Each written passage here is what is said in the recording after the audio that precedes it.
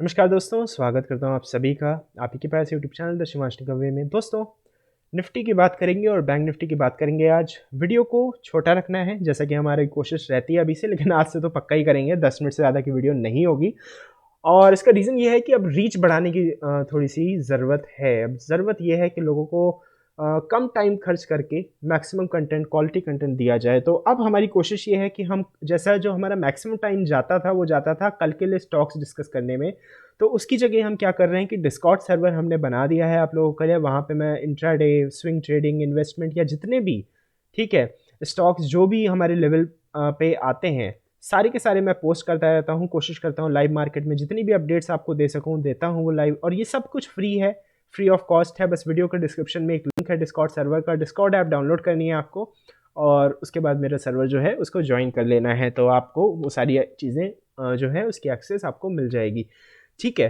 तो कोशिश यही है कि जो कल के लिए ट्रेड्स हैं वो आपको लाइव मार्केट में दिए जाएँ, क्योंकि वहाँ पे जब हमें लेवल्स पता चल जाते हैं तो चीज़ें थोड़ी आसान हो जाती हैं। ऐसे प्री मार्केट में बोलना मुश्किल होता है क्योंकि हमें नहीं पता कल के दिन पे ओपनिंग कहाँ होने वाली होती है, ठीक है। हालाँकि जो अभी मैं चार्ट पैटर्न देख रहा हूँ उसके हिसाब से कल के दिन निफ्टी जो है वो बुलिश ही रहने वाला है। और उसको जस्टिफ़ाई करने के लिए ऐसा नहीं कि ये अभी हम शाम को आए हैं तो एसजीएक्स निफ्टी को देख के दे रहे हैं, ऐसा नहीं है। आज हमने 3:24 पे निफ्टी का बीटीएसटी कॉल भी दे रखा है, ठीक है।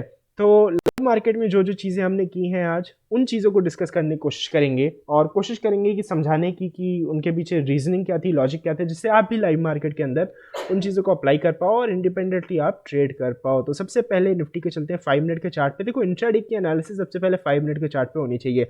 आज के दिन निफ्टी ने क्या किया, वो गैप अप ओपन हुआ है। रीज़न क्या था गैप अप ओपन होने का कि अमेरिकन मार्केट जो थी वो अच्छी थी, क्योंकि जो कंपनीज़ हैं उनके अर्निंग्स जो रिजल्ट्स हैं वो अच्छे आए हैं। मतलब ऐसा रीज़न बोला माना गया या बोला गया, लेकिन आपको भी पता है, मुझे भी पता है कि रीज़न कुछ नहीं होता। मार्केट को जिधर जाना है उधर जाना होता है, ठीक है। तो मार्केट आज गैप अप हुआ, लेकिन पूरे दिन मार्केट ने कोई भी डिसाइसिव यहाँ पे बुलिश कैंडल ऐसी नहीं बना। मतलब कोई भी एक कैंडल आप मुझे बता दो, लाइक लगभग इस पूरे ही चार्ट में कोई एक कैंडल भी आप मुझे कोई दिखा दो कि वो कैंडल एक बहुत ही डिसाइसिव कैंडल बनी हो, एक बहुत बुलिश कैंडल बनी हो, जिसको देख के आपको फील आई हो कि नहीं मार्केट बहुत ऊपर जाने वाला है। अब देखो, फील उनको आई होगी जो बस यहाँ पे निफ्टी 50 का टिकर देख रहे होंगे कि निफ्टी जो है वो किस लेवल तक चला गया। तो उनको लग रहा होगा कि यहाँ पे कुछ अच्छा मार्केट में, जैसे 14,753 तक हाई मारा है निफ्टी ने, तो इस लेवल को देख के कुछ लोगों को लग रहा होगा कि भाई निफ्टी काफ़ी बुलिश है। लेकिन जो चार्ट देख रहे होंगे उनको समझ आ गया होगा कि नहीं भाई, मार्केट साइडवेज ही है। और यहाँ पे देखो, लास्ट आवर्स में मार्केट गिरी है। इसका रीज़न क्या था कि आज ये कुछ न्यूज़ आई है, सीरम इंस्टीट्यूट एक है पुणे में, जिसमें आग लग गई थी और शायद इसमें कुछ लोग जो हैं, कुछ कैजुअलिटीज़ भी हुई हैं यहाँ पे। और सबसे बड़ी बात ये है कि इससे मार्केट को इम्पैक्ट क्यों पड़ा है, क्योंकि यहाँ पे वैक्सीन का प्रोडक्शन भी हो रहा था। हालांकि अब ये पता चला है कि वैक्सीन का जहाँ पे प्रोडक्शन उस प्लांट में नहीं हो रहा था जिस प्लांट में आग लगी थी, और वैक्सीन के प्रोडक्शन के आउटपुट में कोई भी इससे इफेक्ट नहीं पड़ेगा। तो ये न्यूज़ आप लोग चाहो तो पढ़ सकते हो, हिंदुस्तान टाइम्स का आर्टिकल है, ठीक है। मैं बहुत ज़्यादा इस पर डिस्कस नहीं करूँगा, लेकिन मतलब रीजनिंग जो लास्ट आवर्स में जो पैनिक गिरावट आई वो ये था। अब एक क्वेश्चन आपके मन में आ सकता है कि कभी कभी तो न्यूज़ काम नहीं करती है और कभी कभी न्यूज़ की वजह से इतनी बड़ी बड़ी मूव्स आ जाती है मार्केट में। तो इसका रीज़न क्या है? देखो, दोस्त, रीज़न सिंपल सा ये है कि कोई न्यूज़ अगर ऐसी है जो कि बिग प्लेयर्स जो हैं उनको पहले से ही पता हो या पहले से ही पता हो सके, तो फिर वो न्यूज़ मार्केट ऑलरेडी डिस्काउंट कर लेता है। फॉर एग्जांपल, कोविड की अगर वैक्सीन का प्रोडक्शन किसी कंपनी ने करना है तो भाई इनसाइडर न्यूज़ सारे लोगों को लगभग लगभग आज के ज़माने में होती ही होती है, ठीक है, कि इस कंपनी को ही ये टेंडर मिलने वाला है या इस कंपनी का ये होने, मतलब कोई भी ऐसी जो चीज़ें हैं जो मैन मेड हैं या एक तरीके से इंसान गवर्न कर रहे हैं, उन चीज़ों में ये चांसेस होते हैं। बट जहाँ पे कुछ डिज़ास्टर्स हैं जो नेचुरल हैं, अभी कॉज भी नहीं पता है कि फायर क्यों है, तो अगर ऐसा कुछ हो जाए कि भूकंप आ जाए, आंधी आ जाए, ठीक है, ऐसे कोई चीज़ हो जाती है, तो वहाँ पे तो कोई आप मतलब नहीं कह सकते ना कि मार्केट पहले से उसको कैसे डिस्काउंट करेगी। अगर मार्केट को पता ही नहीं है वो चीज़, तो वो चीज़ तो मार्केट फिर इमीडिएटली डिस्काउंट वहाँ पे करती है, ठीक है। तो ये रीज़न है कहीं न कहीं। हाँ, उसके अलावा एक चीज़ मैं और बताता हूँ, टेक्निकल रीज़न अब आपको बताता हूँ। टेक्निकल पॉइंट भी आपके सामने रखना बहुत ज़रूरी है कि ऐसा ना हो कि आप सिर्फ न्यूज़ को देख के ट्रेड करो। बहुत गलत है न्यूज़ को देख के ट्रेड करना। क्योंकि बहुत बार ऐसा होता है कि मार्केट टाइम में भी नेगेटिव न्यूज़ आती हैं, ठीक है, बट कोई इफेक्ट नहीं पड़ता मार्केट पे। तो देखो, मार्केट को जहाँ जाना है उधर उसको जाना होता है, और फिर हर टाइम पे जैसा मैं बोलता हूँ कि पॉजिटिव न्यूज़ भी रहती है, नेगेटिव न्यूज़ भी रहती है, और मार्केट अगर गिर जाती है तो लोग बोलते हैं कि यार इस न्यूज़ की वजह, ये ख़राब न्यूज़ थी इस वजह से ये हो गया। अभी आज ही के दिन बहुत सी पॉजिटिव चीज़ें भी हुई होंगी, ठीक है। आज ही के दिन बहुत सी बड़ी बड़ी कंपनी ने अच्छे अच्छे रिजल्ट्स भी पोस्ट किए हैं, ठीक है। अब देखो बजाज के रिजल्ट देखो, आप एशियन पेंट के रिजल्ट देखो, ठीक है, बर्जर के रिजल्ट देखो, ठीक है। तो बहुत अच्छे अच्छे रिजल्ट बड़ी बड़ी कंपनी और दिग्गज स्टॉक है निफ्टी फिफ्टी के, ये चल जाए तो अकेले निफ्टी को भी चला सकते हैं, ऐसे स्टॉक्स हैं, ठीक है। और बजाज में तो आज मूवमेंट भी काफ़ी अच्छी थी, ठीक है। तो अभी उसकी बात करेंगे। बजाज का BTST का ट्रेड भी शायद हमने आपको दिया हुआ था, बजाज फाइनेंस का BTST का ट्रेड, और निफ्टी का आज दिया हुआ है। तो इन सारी ट्रेड्स की बात करेंगे। तो वीडियो में कोशिश करते हैं कि मतलब डिस्कॉर्ड के थ्रू ही मैं आपको ट्रेड्स वगैरह देने की कोशिश करूंगा, क्योंकि लाइव मार्केट में चीज़ें क्लियर हो जाती हैं थोड़ी सी हमको, ठीक है। और वीडियो में हम कोशिश करते हैं कि इसको 10 मिनट के टाइमर तक ही रखेंगे, ठीक है। तो वीडियो में बात क्या करते हैं, वीडियो में बात ये करते हैं कि आज जो हमने ट्रेड किया वो कैसे किए, क्या सोच के किए। देखो सबसे पहले तो निफ्टी गैप अप ओपन हुआ, यहाँ पे बाइंग तो आपको सोचना भी नहीं था। क्यों नहीं सोचना था? क्योंकि कोई बड़ी कैंडल ने ब्रेक ही नहीं किया यहाँ पे, ठीक है। कोई बड़ी सी कैंडल नहीं बनी, सब पूरा दिन मार्केट साइडवेज रहा। तो एक मार्केट ने अपने लिए रेंज बना ली। अब यहाँ पे कोई चाहे तो ऑप्शन सेलिंग कर सकता है, मतलब किसी लेवल का, जैसे अगर बॉटम का कोई सेल करना चाहे तो इस स्ट्राइक का कोई पुट बेच सकता है, और एक हायर स्ट्राइक का कोई कॉल बेच सकता है। अब किसी भी आर्बिट्ररी हायर स्ट्राइक का, मतलब जितना ये डिस्टेंस है उतनी डिस्टेंस लेके कॉल पुट का पेयर कोई सेल कर सकता है। दोनों में ही टाइम वैल्यू वो कमा सकता है एक अच्छे खासे टाइम तक, मतलब जनरली 10 बजे से एक या 1:30 बजे तक, जब तक मूव नहीं आती। अब देखो 1 या 1:30 बजे तक वो पोजीशन क्लोज करके फिर भैया तैयार रहना है, वहाँ पे एक बड़ा ट्रेंड मार्केट में आता है। अब देखो यहाँ पे क्या हुआ है, अगर आप थोड़ा बहुत भी मूविंग एवरेज की थ्योरी को समझते हो तो आप इस चीज़ को ज़रूर समझोगे कि जब भी 20 EMA ब्रेक होता है किसी भी टाइम फ्रेम पे, 200 EMA उस टाइम फ्रेम का आता ही आता है, मैक्सिमम केसेस में आता है, ठीक है। तो यहाँ पे देखो जब 20 EMA को मार्केट ब्रेक करने की, अब देखो यहाँ पे क्या हुआ, मार्केट बहुत ही टाइम 20 EMA के पास बिता रही है। तो ये क्या है, मार्केट तैयारी कर रही है किसी लेवल के आसपास। मार्केट जब कंसोलिडेट करती है सपोर्ट के आसपास तो लोगों को लगता है कि सपोर्ट ले रही है, लेकिन एक्चुअली में नहीं, वो सपोर्ट ब्रेक करने के लिए तैयार हो रही है। और वाइसी वर्सा भी ट्रू है। अगर रेजिस्टेंस के पास, नोट करो इन चीज़ों को, अगर रेजिस्टेंस के पास कोई स्टॉक एकदम से कंसोलिडेट करने लग जाए या रुक जाए तो समझ लो वो उस रेजिस्टेंस को ब्रेक करने के लिए तैयार है। और वैसे ही सपोर्ट के पास कोई स्टॉक ब्रेक डाउन करने से पहले सपोर्ट के जस्ट ऊपर रुकने लग जाए तो समझ लो वो उस सपोर्ट को ब्रेक करने वाला है। देखो इसकी रीजनिंग बहुत सिंपल सी है। अगर आपको लाइफ में अपनी लाइफ का अपर सर्किट खोलना है तो किसी भी लेवल पे पहले आप स्टेबल होते हो और उसके बाद फिर आप नेक्स्ट लेवल तक प्रमोट अपने आप को करते हो, या प्रमोशन लेते हो, या किसी तरीके से अपने आप को अपर सर्किट तक पहुंचाते हो, ठीक है। तो अब जैसे मार्केट को यहाँ पे अपना लोअर सर्किट खोलना था, ठीक है, वो सर्किट वर्ड पे मत जाओ लेकिन एक तरीके से लोअर साइड में जाना था। तो क्या किया मार्केट ने, थोड़ी देर मार्केट यहाँ पे रुकी, स्टेबल हुई, उसके बाद मार्केट नीचे गिरी, ठीक है। तो ये चीज़ें आपको मार्केट में, लाइव मार्केट में ये चीज़ें अगर आप समझ पाते हो तो आपको हेल्प करने वाली हैं ये चीज़ें, ठीक है। तो 200 EMA जब आ गया तो मैंने व्हाट्सएप पे एक मैसेज आपको डाला था कि यहाँ से मार्केट सपोर्ट ले सकता है, और इसी के बाद मार्केट ने ग्रीन कैंडल बनाई थी। हालांकि हम गलत रहे वहाँ पे और मार्केट ने यहाँ पे सपोर्ट नहीं लिया, मार्केट ने ये रिजेक्शन तो दिखाया इस 200 EMA और SMA के पेयर पे, लेकिन मार्केट ने यहाँ पे सपोर्ट नहीं लिया और मार्केट उसके बाद नीचे भी गिरी है, ठीक है। तो देखो जब 5 मिनट का 200 EMA ब्रेक हो गया तो हमारे लिए 5 मिनट का चार्ट खत्म हो गया। अब नेक्स्ट जो टाइम फ्रेम आता है 5 मिनट के बाद वो आता है 10 मिनट का।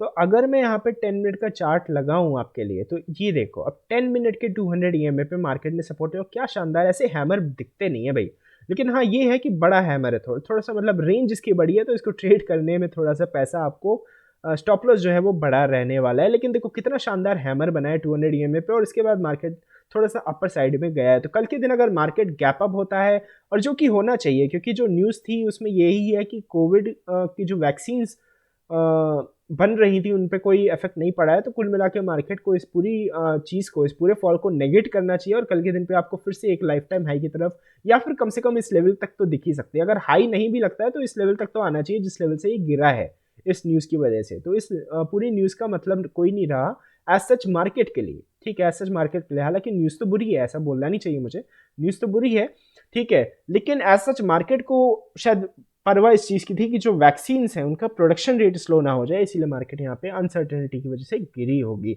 कल के दिन अगर मार्केट गैप अप होती है तो उसका रीज़न है कि यहाँ पे हैमर बना है 10 मिनट के चार्ट पे, ये चीज़ आपको पता होनी चाहिए, ठीक है। अच्छा उसके अलावा बात करते हैं आज जो कुछ इंट्राडे के स्टॉक्स दिए थे मैंने, उनकी बात मैं कर लेता हूँ, ठीक है। बजाज फाइनेंस की तो बात चलो हो गई, वो तो ओपनिंग में ही वो गैप अप हो गया था तो उसकी कुछ बात ही नहीं करनी है अब, ठीक है। इंट्राडे में मैंने एक स्टॉक दिया था आपको दोस्तों टाटा मोटर्स, और एक स्टॉक आपको दिया था फेडरल बैंक। तो फेडरल बैंक देखो दोस्तों हमारा लास्ट मिनट में, लगभग लास्ट मिनट पे गिरा है, और ये आपको पेशेंस सिखाता है।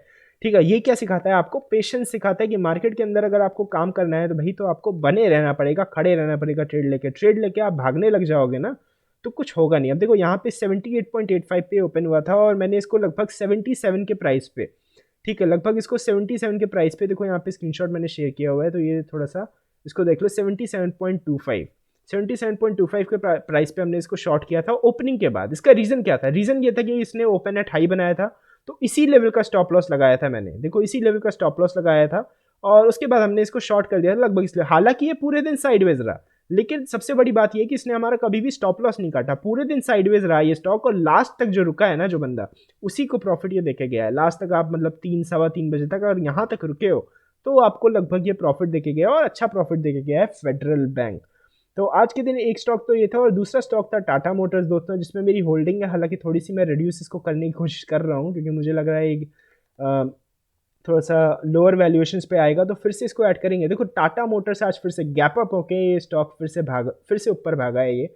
हालांकि इसने लास्ट में पैनिक के साथ इसने अपने गेंस लूज किए, लेकिन 200 ईएमए तक नहीं आया, ध्यान रखना है। ठीक है, तो कल के दिन हो सकता है ये 200 ईएमए तक आके फिर सपोर्ट लेके ऊपर जाए, तो हमारे लिए बेस्ट बाई वो होगा। तो कल के दिन की बात कल ही के दिन करेंगे, जब देखेंगे कि स्टॉक्स किस लेवल पे हैं। हालांकि ध्यान देने वाली बात यह है कि टाटा मोटर्स को आज के दिन हमने बाई क्यों करवाया है। आज के दिन देखो यहाँ पे देखो क्या हुआ, ये इस जो बड़ी कैंडल थी ओपनिंग की, इसी कैंडल के अंदर ही कंसोलिडेट कर रहा था काफ़ी टाइम तक। तो मैंने आपसे क्या कहा कि इसी कैंडल के हाई को अगर ब्रेक करे तो आप भैया यहाँ पे बाई कर लो, और इसके लो का स्टॉप लॉस लगा। क्यों इसके लो का स्टॉप लॉस? इसलिए क्योंकि अगर इसका लो ब्रेक करता है ना तो ये सीधे जाएगा इधर, मतलब और कोई जगह नहीं है। अगर आज के दिन मान लो ये अगर इसका लो ब्रेक करता है, जो कि इसने किया नहीं है, ठीक है, आज के दिन मान लो ये बाद में आके इसका लो ब्रेक करता ना, तो इससे पहले ये रुकता नहीं।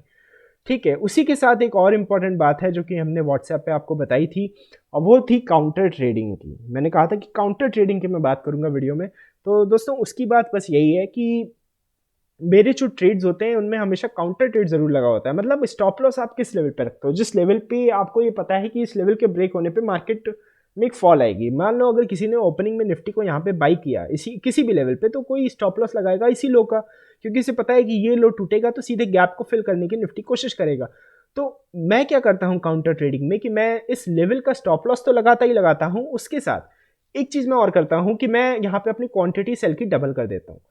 उससे क्या होता है कि अगर इस लेवल को मार्केट ने ब्रेक किया तो वहाँ पे मेरा ट्रेड जो ओपन है बाई का, वो तो एग्जीक्यूट हो, वो तो क्लोज हो ही जाएगा, साथ ही साथ नई सेल की पोजीशन भी ओपन हो जाएगी। अब जैसे हुआ क्या आज के दिन पे कि मेरी स्टार्ट में 4 लॉन्ग और 2 शॉर्ट पोजीशंस थी, मतलब 4 बाइंग साइड में और 2 पोजीशन शॉर्ट साइड में थी। जो 2 पोजीशन शॉर्ट साइड में थी उनमें से एक था फेडरल बैंक, जो कि देख रहे हो आप लास्ट टाइम में गिरा, तो वही फेडरल बैंक, हाँ लास्ट टाइम में गिरा। ठीक है, तो जो शॉर्ट पोजीशंस थी वो तो मतलब स्टॉप लॉस इसका हुआ नहीं, तो पूरे दिन मैंने इसको होल्ड करके रखा, और ये लास्ट टाइम में मुझे प्रॉफिट देके गया। दूसरी एक पोजीशन मेरी थी फिलिप्स कार्बन, जिसका ट्रेड मैं आप लोगों को माफ़ी चाहूँगा नहीं दे पाया, और उसका रीज़न ये था कि इसका जो लेवल जहाँ पे मैंने एग्जीक्यूट किया था वो लेवल फिर दिन में आया ही नहीं।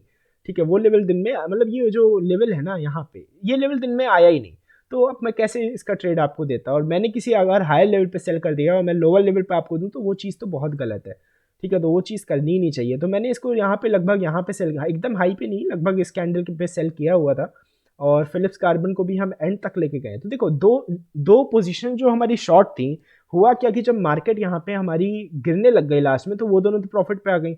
अच्छा, जो 4 लॉन्ग की पोजीशंस थी हमारी बाइंग साइड में, उनमें से एक था मारुति।